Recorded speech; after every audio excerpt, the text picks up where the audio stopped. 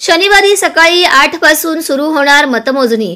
विधानसभेसाठी मतदान पार पडल्यानंतर सर्वच मतदान केंद्रावरील मतदान यंत्रे ईव्हीएम आता त्या तालुक्यातील गोदामांमध्ये ठेवण्यात आली आहेत। निवडणूक अधिकारी कर्मचाऱ्यांसह सशस्त्र पोलिसांचा बंदोबस्त त्या गोदामासमोर किंवा ईव्हीएम ठेवलेल्या ठिकाणी असणार आहे। आजपासून 23 नोव्हेंबरला निकाल लागेपर्यंत हा बंदोबस्त त्या ठिकाणी असणार आहे।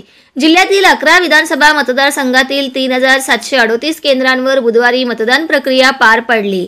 मतमोजणी होईपर्यंत जिल्ह्यातील सर्वच ईव्हीएम सीलबंद करून गोदामांमध्ये ठेवण्यात आल्या आहेत। रात्री उशिरापर्यंत ठिकठिकाणाहून महाराष्ट्र राज्य परिवहन महामंडळाच्या बसगाड्या व परवानगी दिलेल्या वाहनांमधून ईव्हीएम त्या गोदामात जमा करण्यात आल्या। कर्मचाऱ्यांकडील ईव्हीएम जमा करण्यासाठी त्या गोदामाच्या ठिकाणी 14 टेबल लावले होते। सकाळी 11 नंतर इलेक्शन ड्युटीवर गेलेले कर्मचारी मतदानानंतर ईव्हीएम जमा करून घरी जाण्याच्या धावपळीत पाहायला मिळाले। जिल्ह्यात एकूण 66 ते 67% मतदान झाले असून मतदाराचा कौल कोणाला याचे उत्तर आता 23 नोव्हेंबरला मिळणार आहे। संपूर्ण राज्याचे लक्ष आता निकालाकडे लागले आहे। मतदान पार पडल्यानंतर प्रत्येक केंद्रावरील ईव्हीएम त्या गोदामात किंवा शाळेत मतमोजणीचे ठिकाण ठेवण्यात आले आहेत।